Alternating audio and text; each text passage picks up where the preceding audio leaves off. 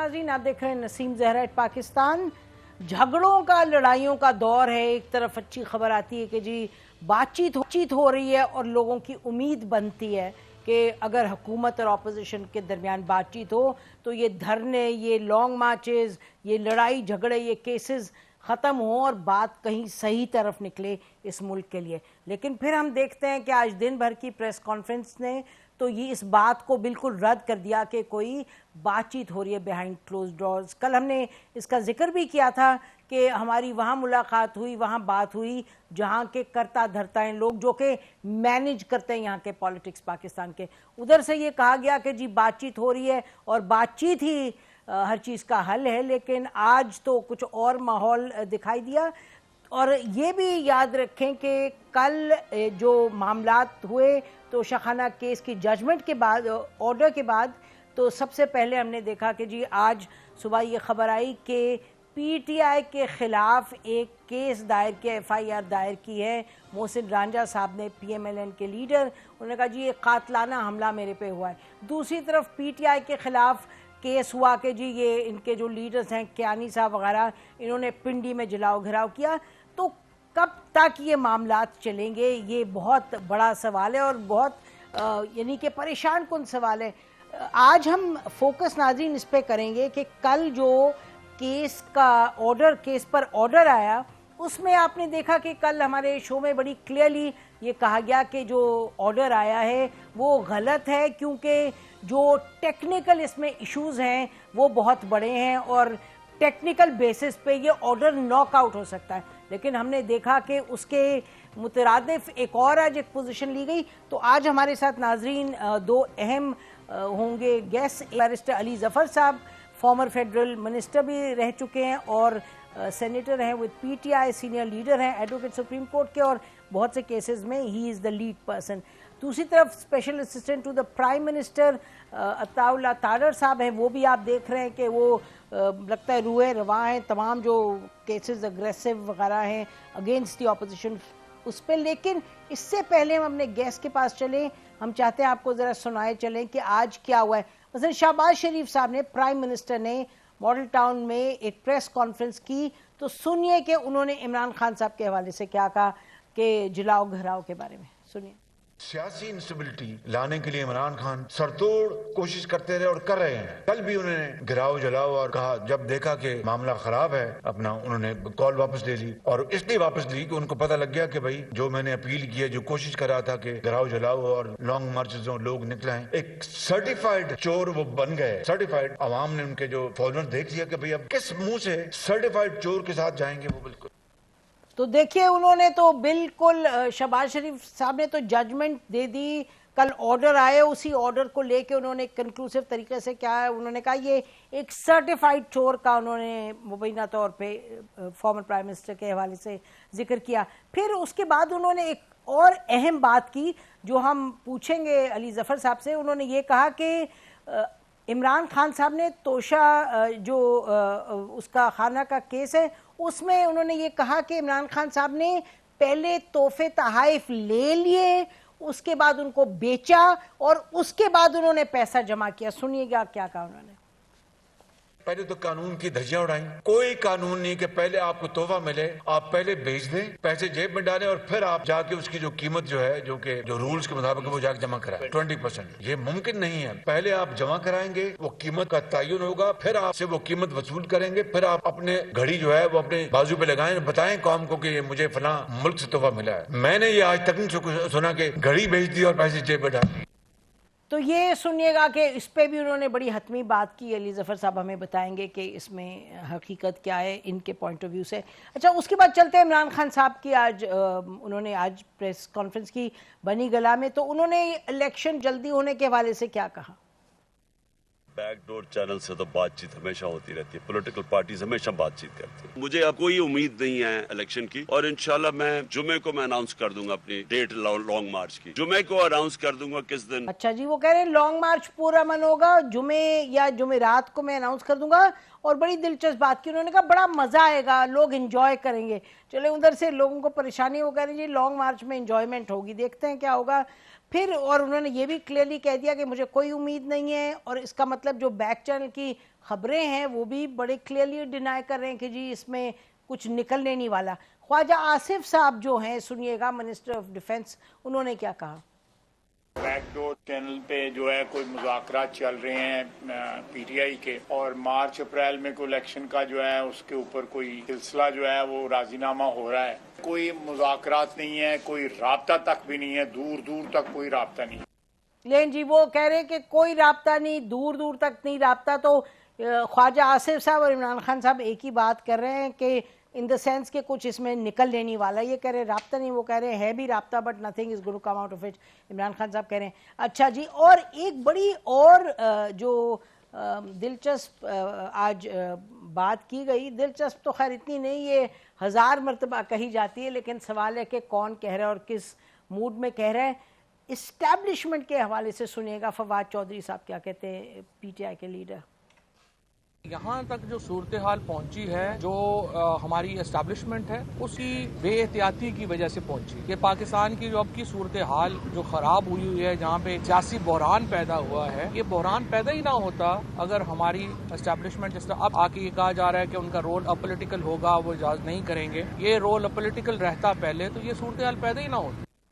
ये तो बात बिल्कुल ठीक कह रहे हैं, इससे कौन डिसएग्री करेगा कि अगर इस्टेब्लिशमेंट का रोल ना होता तो हम इस नहज पर आकर खड़े ना होते।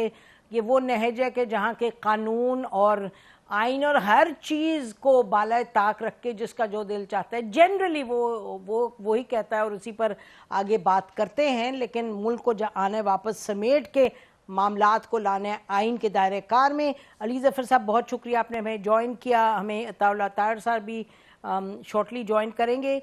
तो अली ज़फ़र साहब, आपने सुना कि ये क्या कह रहे थे शहबाज शरीफ साहब। वो कह रहे हैं ये तो सर्टिफाइड चोर है। वो तो कह रहे हैं अब तो ये इस्टेब्लिश हो गया है। और आप लोग कल ये आर्ग्यू कर रहे हैं, और भी लॉयर्स सलमान अकरम साहब जैसे, वो कह रहे हैं जी ये तो टेक्निकल नॉकआउट है ऑलरेडी, इसमें तो कोई जान नहीं है। देखें, ये जो judgement election commission of Pakistan ने दी है, मैंने बहुत सारी जजमेंट्स देखी हैं। कुछ ना कुछ उसमें मंतक होता है या कोई ना कोई ऐसा बात होती है कि आप उसको सोचें कि हाँ ये हो सकता था, लेकिन इतनी बेबुनियाद जज मैंने है एक तरह से मेरा ख्याल है उसकी डिटेल आपने पता नहीं पढ़ी है कि नहीं। मैंने तो आज उसकी डिटेल्ड जो सफ़ात आए हैं, पहले तो सिर्फ 2 सफ़ात आए थे, डिटेल देखी हैं। इसमें कहीं नहीं कहा गया कि इमरान खान साहब ने तोहफ़ खरीदे नहीं और उनकी पेमेंट नहीं की। अगर आपने तोहफ़ खरीद लिए और उनकी पेमेंट कर ली तो फिर इसमें चोरी, करप्शन, इसमें बददियानती कहाँ रह जाती है। आपने पैसे दिए, आपने बाकायदा उसका चालान फॉर्म सबमिट किया, आपने उसको चीजें खरीद ली, फिर आपने अगर चीजें उनमें से कोई बेच दी तो उसके ऊपर आपने टैक्स भी दिया। यानी कि बेचने के बाद इमरान खान साहब जो कैपिटल गेन था वो टैक्स भी दिया और सारा रिटर्न्स में भी शो कर दिया। जब इनकम टैक्स रिटर्न्स दिए इलेक्शन कमीशन ऑफ पाकिस्तान को, तो उन्होंने जजमेंट में आपको पता है क्या लिखा है? उन्होंने ये लिखा है कि हाँ ठीक है, ये इनकम टैक्स रिटर्न होंगे, उसमें दिखाया होगा, लेकिन हम उनको नहीं मानते क्योंकि हम सुपीरियर हैं, हम कॉन्स्टिट्यूशनल बॉडी हैं, वो एफबीआर है, रिटर्न आप फाइल करते रहे, वो आपको और टैक्स वालों का मामला है। अच्छा अली ज़फ़र साहब, दो चीज़ इसमें। एक तो ये कि आपने जो कहा ना कि इमरान खान साहब ने ली जो तोहफ़, उसकी उन्होंने पेमेंट की। मेरा ख्याल है ये प्राइम मिनिस्टर ये नहीं कह रहे थे पेमेंट नहीं की, उन्होंने कहा कि उस हद तक कानून तोड़ा गया कि उन्होंने पहले तोहफ़ ले लिए, अक्वायर कर लिए, उनको बेचा और फिर बेच के उन्होंने पेमेंट की। यानी कि जो पेमेंट पहले करते हैं वो उन्होंने बाद में की। उस पर आप क्या कहेंगे? जी, अगर ऐसी बात होती तो बिल्कुल गलत बात थी। मैं भी कहता हूँ ये रूल की वायलेशन है, क्योंकि ऐसा हो ही नहीं सकता कि पेशाखाना में आप पैसे दिए बगैर चीज को ले लें। ऐसी कोई जो शहबाज शरीफ साहब की आपने स्टेटमेंट सुनाई, पता नहीं उन्होंने कहाँ से ये बात सुनी और कहाँ से बोल दी, क्योंकि ना तो ये रेफरेंस में थी जो स्पीकर साहब ने भेजी, ना ये इलेक्शन कमीशन ऑफ पाकिस्तान के सामने कोई ऐसी बहस हुई। ना इलेक्शन कमीशन ऑफ पाकिस्तान का जो डिटेल्ड ऑर्डर है उसमें ऐसा कोई जिक्र, बल्कि ये कहा गया है कि हाँ आपने पैसे दिए, आपने खरीदी, लेकिन आपने उसकी और टैक्स रिटर्न भी दिया, आपने उस पर कैपिटल गेन भी दिया, लेकिन आपने उसकी चूंकि तफसील नहीं दी जी, आपने उसको मेंशन किया, आपने उसका जिक्र किया, लेकिन आपने उसकी तफसील नहीं दी, इसलिए हम आपको कहते हैं कि आप नाअहल हो गए। और दूसरी इंटरेस्टिंग चीज वो ये कहते हैं कि हाँ आपने तफसील दी, आपने इस कॉलम के अगेंस्ट, वो एक फॉर्म होता है उसके इस कॉलम के अगेंस्ट आपने तफसील दे दी, लेकिन आपको चाहिए था कि ये तफसील आप इस कॉलम जो 4-5 कॉलम नीचे है उसके अंदर देनी चाहिए थी आपको ये तफसील, इसलिए आप नाअहल हैं। ये तो ऐसा मजाक है, कानूनी बात नहीं कर रहा था मैं, अभी सिर्फ आपको हकायक दिखा रहा हूं जो कि जो इल्जामात लगाए गए हैं उनका जो जवाब है। तो इसमें किसी जगह भी नहीं कहा गया जो शहबाज शरीफ साहब कह रहे थे कि पैसे बाद में दिए और चीज पहले ले ली, ऐसी कोई बात नहीं, ना कोई ऐसा इल्जाम है। अच्छा, आप कह रहे हैं इल्जाम नहीं है तो, और शहबाज शरीफ साहब जो कह रहे हैं वो बेसिकली आप कह रहे हैं कि आपको मालूम नहीं किस बेसिस पे कह रहे हैं। हम ब्रेक लेते हैं नाज़रीन, ब्रेक के बाद वापस आएंगे, सुकून को जारी रखेंगे। Stay with us.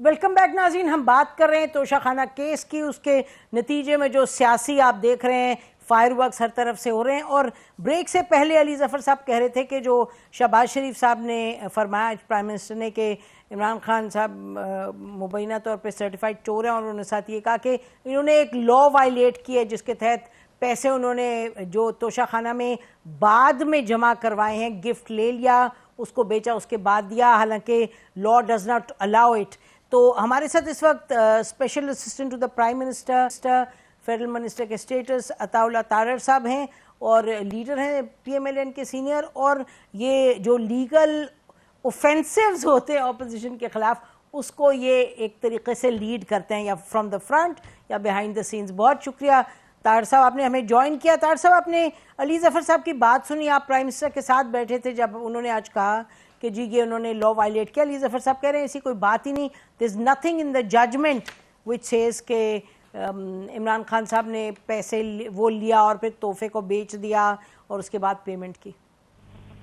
देखिए, बहुत शुक्रिया। अगर आप उस ऑर्डर का ऑपरेटिव पैरा पढ़ें तो आपको ये बात साबित होती है कि 3 ऑफेंसेस कमिट हुए। पहला ऑफेंस ये कमिट हुआ कि कुछ तोहफे डिक्लेयर नहीं किए गए जो डिक्लेयर किए जाने चाहिए थे। नंबर 2, जो तोहफे डिक्लेयर भी किए गए और उनको बाद में फरोख्त किया गया, जो उनकी फरोख्त से मुनाफा कमाया गया था, वो अकाउंट में उस तरह नहीं जमा कराया गया जो इन्होंने क्लेम किया था कि कराया गया है। अब अली ज़फ़र साहब ने, बड़े माहिर कानून हैं, बड़े कानूनदान हैं, इन्होंने during the course of this trial इन्होंने इलेक्शन कमीशन को कहा कि एक बैंक अल फलाह का अकाउंट है जहां पे प्रोसीड्स ऑफ सेल जमा कराई गई हैं। अब जब वो रिकॉर्ड मांगा गया तो स्टेटमेंट ऑफ अकाउंट और उस अकाउंट नंबर को जाहिर नहीं किया गया, और ये प्ली ली गई कि जी ये इलेक्शन कमीशन मजाज अथॉरिटी नहीं है हमारे से अकाउंट की तफसीलात तलब करने की, हमारे से अकाउंट स्टेटमेंट ऑफ अकाउंट मांगने की। इलेक्शन कमीशन ने फिर एक letter state bank of Pakistan को लिखा, और स्टेट बैंक ऑफ पाकिस्तान को जो लेटर लिखा, तमाम अकाउंट की तफसीलात मंगवाई गई, क्योंकि इनकी तरफ से अकाउंट नंबर भी गलत दिया गया था, जो कि मुझे ये लगता है कि दानिस्ता तौर पे दिया गया था। अब इलेक्शन कमीशन के ऑर्डर में ये अल्फाज हैं कि जो सेल प्रोसीड्स हैं, जो तोहफा फरोख्त करने के बाद आपको मुनाफा हुआ, that does not commensurate with your bank statement, यानी बैंक स्टेटमेंट में उस दौरानिये में जिसमें आपने ये तोहफा बेचा था ऐसी कोई रकम नहीं आई, और अगर आई भी है तो वो फरोख्त के मुनाफे से मुताबिकत नहीं रखती। तो ये बात तो बड़ी क्लियर है कि आपने जब एडमिट कर दिया कि हमने तोहफे बेचे हैं, ये आपने खुद कहा, हमने नहीं कहा। जब आपने ये भी एडमिट कर लिया कि तोहफे की फरोख्त से आपको मुनाफा आया है, ये भी बात आपने खुद मानी। अब उसकी जब तहकीकात की गई और स्टेट बैंक से बाकायदा डेटा मंगवाया गया तो ये बात साबित हो गई बहुत सारे तहाइफ की फहरिस्त वहां मौजूद है जो आपने डिक्लेयर नहीं किए हुए, जो आपने डिक्लेयर किए हैं खरीदने के बाद आपने फरोख्त किए हैं, उनके मुनाफे के हवाले से मनी ट्रेल का नहीं पता कि वो पैसे कहाँ गए। तो ये तो एक जुर्म कमिट नहीं हुआ। और देखिए ये बड़ा सीरियस मामला है, इसमें तकरीबन 3 साल कैद की सजा भी हो सकती है सेशन कोर्ट से ट्रायल के दौरान। मगर ये बात तो साबित हो गई है कि आप सादिक और अमीन अभी नहीं रहे, क्योंकि आपने ये इलीगैलिटी के बाद इलीगैलिटी कमिट की है। और इसका कोई दफा नहीं है कि आपने तोशे खाने के तहत क्यों बेचे। एक ऐसा दौरा भी है जिसमें फवाद चौधरी को तोहफा मिल रहा है, सेक्रेटरी फॉरेन अफेयर्स को तोहफा मिल रहा है, मगर वजीर आजम को कोई तोहफा नहीं दे रहा। इसका मतलब ये है कि रिकॉर्ड के मुताबिक बाकी सबको तहत मिले, मगर हेड ऑफ डेलीगेशन ने तोहफा डिक्लेयर नहीं किया। तो इन सारी बातों का जवाब आपको देना होगा। जी अली जफर साहब, इस पे आप बताइएगा, what is your response to this? ये सबसे पहले तो जो सवाल आपने पूछा था उसका जवाब तो तारड़ साहब ने नहीं दिया। आपने पूछा था कि क्या पैसे दिए बगैर लिए तोहाइफ, तो ऐसी कोई बात नहीं। अब अजीबोगरीब बात यह है का दें और वो तोहफा आपकी ओनरशिप बन जाए, उसके बाद उसको बेचें या उसको फेंक दें या उसको ना इस्तेमाल कि आपने उसके साथ क्या किया और क्यों किया। आप उसको चोरी किस तरह बना सकते हैं, किस कानून के तहत? वरना तो मेरा ख्याल है मैंने इतनी सारी चीजें खरीदी हैं और बेची हैं, वो हर फिर चोरी हो जाए, ये तो एक अजीबोगरीब बात लगती है। बहरहाल इन्होंने जो कहा उसका जवाब मैं देता हूं, क्योंकि इलेक्शन कमीशन ऑफ पाकिस्तान ने भी ये गलती जो ये कर रहे हैं। हमने जब इलेक्शन कमीशन ऑफ पाकिस्तान के खिलाफ इल्जाम लगाया हमारे ऊपर कि आपने ये तोहाइफ लेके तो जो 4 तोहफे थे आपने बेचे, तो बेच के आपको पैसा मिला। नाज़रीन, हम ब्रेक लेते हैं, ब्रेक के बाद वापस आते हैं, इस गुफ्तगू को जारी रखते हैं। Stay with us.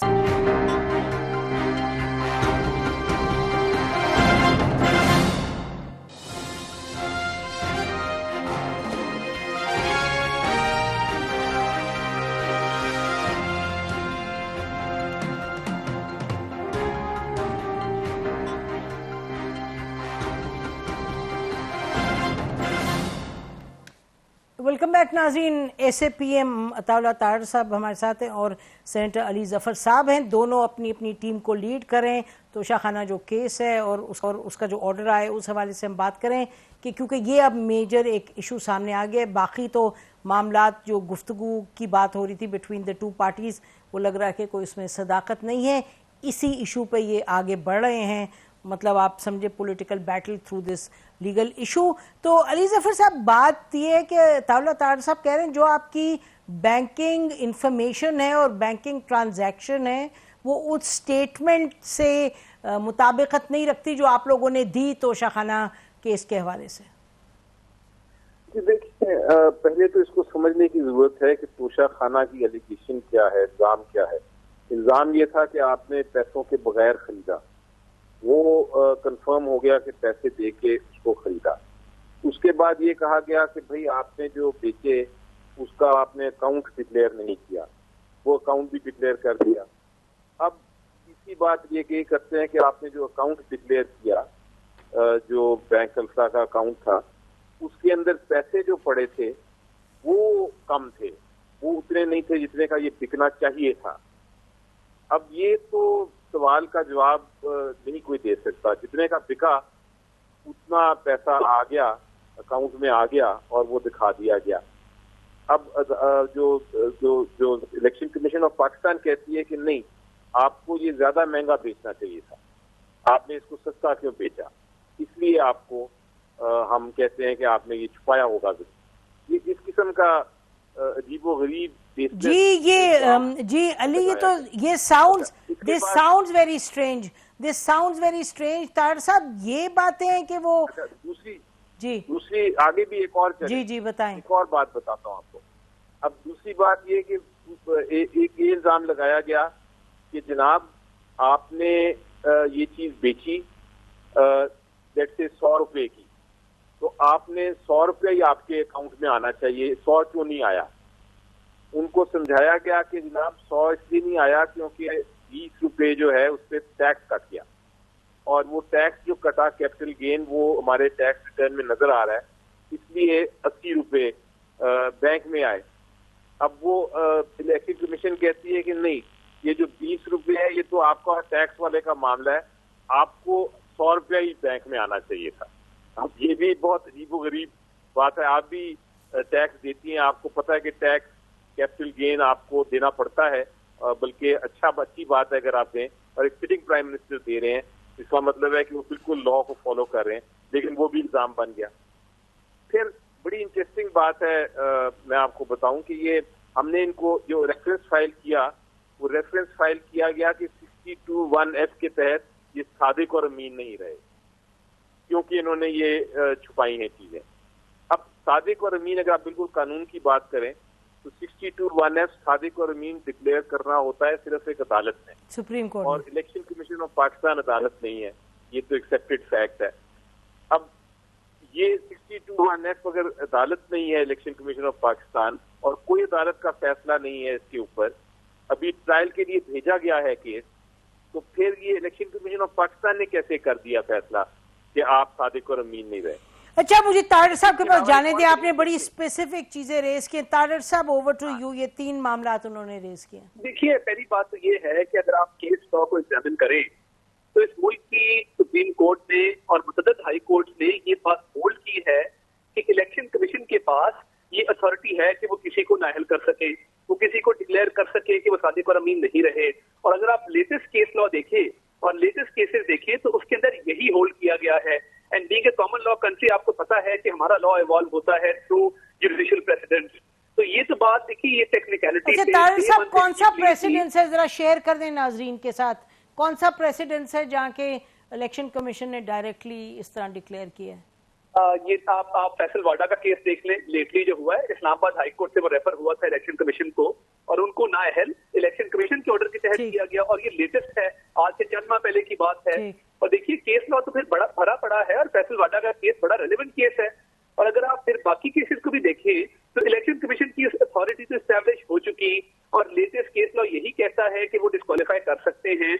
मगर दूसरी बात यह है कि अगर इनके पास ये तफसीलात थी कि इन्होंने जो तहाइफ बेचे और उसका मुनाफा ज्यादा हुआ और वो जमा कराया है अकाउंट में, तो फिर गलत अकाउंट नंबर क्यों दिया गया, फिर स्टेटमेंट ऑफ अकाउंट क्यों नहीं शेयर की गई, और क्या ये बता सकते हैं कि वो कितना मुनाफा था और वो किस डेट को किस बैंक अकाउंट में? अच्छा, ये आपने एक सेकंड तारड़ साहब, let me go to Ali on this. Ali Zafar साहब, ये जो कह रहे हैं कि आपने कहा कि जी हमें ये डिटेल कोई जरूरत नहीं शेयर करने की इलेक्शन कमीशन के साथ, नंबर 1, नंबर 2, वो कह रहे हैं आपने अकाउंट नंबर गलत दिया था, क्या ये ऐसी बात है?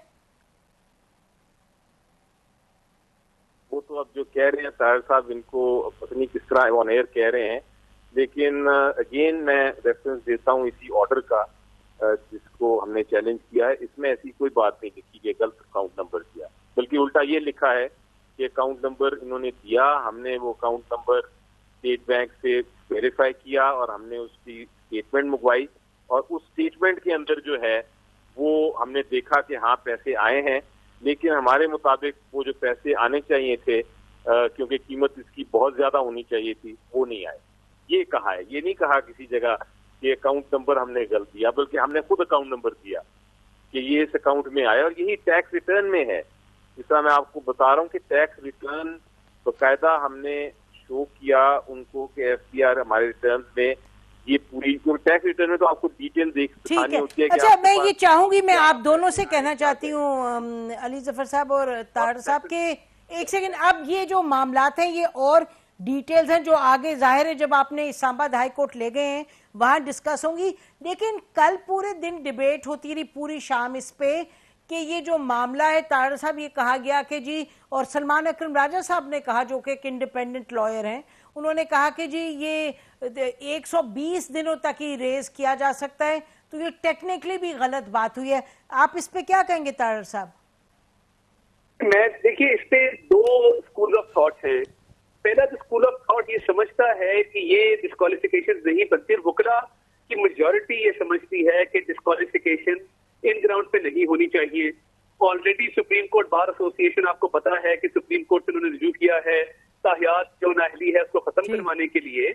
मगर देखिए, जब ये केस फाइल किया गया था मोहसिन शाहनवाज राजा साहब की तरफ से, और साहब की तरफ से well with in time limit किया गया था। हम तो ये समझते थे कि इसका फैसला जल्दी आ जाना चाहिए, बिकॉज तहरीके इंसाफ को एक आदत है कि फॉरेन फंडिंग की तरह 7-7, 8-8 साल वो केसों को लटकाते हैं। DRT पेशावर की तरह वो स्टे ऑर्डर्स देते हैं, जुरिस्डिक्शन को चैलेंज करते हैं। गवर्नमेंट में होते हुए इन्होंने स्टे ऑर्डर्स दिए। देखिए, this case was filed well with in time और इसकी टाइमिंग को चैलेंज कहीं नहीं किया गया। और हम ये समझते हैं कि ऑर्डर इसका एक टाइम लिमिट के दरमियान आना चाहिए था, मगर अभी आया है, हम इसको वेलकम करते हैं, मगर ये बहुत जल्दी आ जाना चाहिए था, बिकॉज ये एक ओपन एंड शट केस है। आपकी नॉन डिक्लेरेशन भी है, आपकी कंसीलमेंट भी है, आपकी इसमें करप्शन भी है, करप्ट प्रैक्टिसेस भी हैं, तो पीछे रह क्या गया?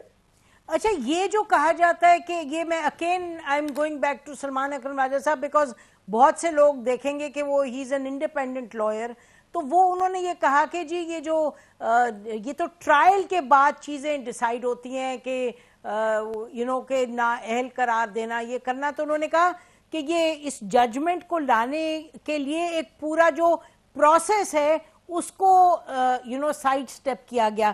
तार साहब, व्हाट डू यू से टू दैट? कि सबसे पहली बात यह है कि पनामा में क्या हुआ।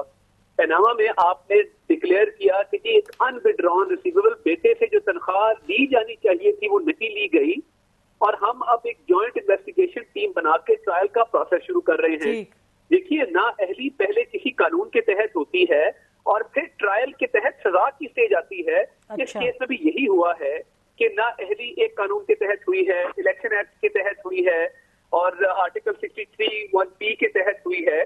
तो ना अहली के बाद अब एक बकायदा इलेक्शन कमीशन की तरफ से कंप्लेंट फाइल की जाएगी सेशन जज के पास, जहां पे ये ट्रायल चलेगा और सजा का तयन किया जाएगा, और वहां पर फिर इनको 3 साल कैद की सजा भी दी जा सकती है जो लॉ में प्रोवाइडेड है।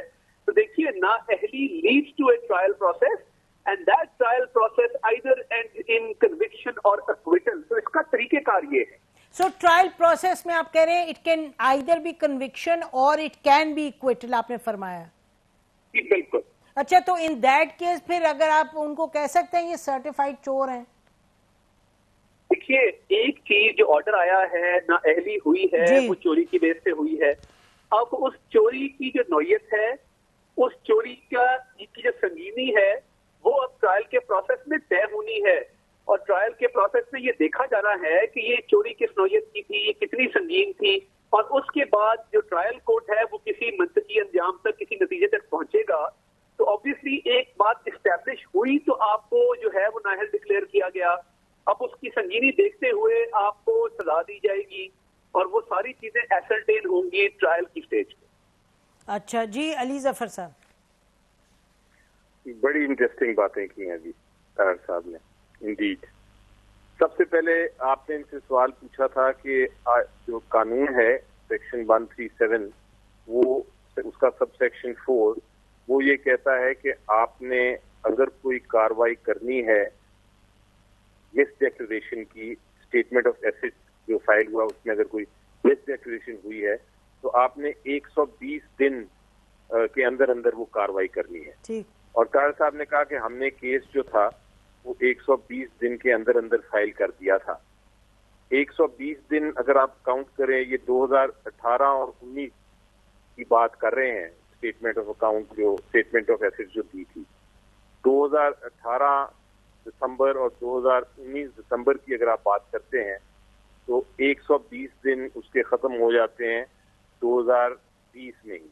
ये केस फाइल किया गया है 2021 में, यानी कि 2-3 साल बाद, 120 दिन के बाद ही फाइल हुआ। इसीलिए वो सलमान अकरम राजा साहब जो कह रहे थे वो दुरुस्त फरमा रहे थे कि 120 दिन के बाद तो इलेक्शन कमीशन ऑफ पाकिस्तान किसी किस्म की कोई एक्शन ले ही नहीं सकता वैसे भी कानूनी तौर पर। इज दैट करेक्ट तारिर साहब? Is that your understanding?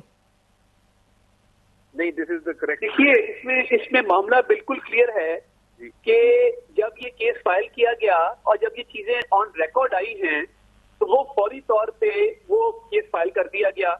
अब ये तो देखें ना, ये तो जब during the course of the proceeding इन्होंने चैलेंज किया होगा और ये अपहोल्ड नहीं हुआ होगा, बिकॉज जब ये चीजें डिस्कवर हुई और जब ये कागजात अवेलेबल हुए जाके हमने उसको फौरी तौर पे फाइल कर दिया।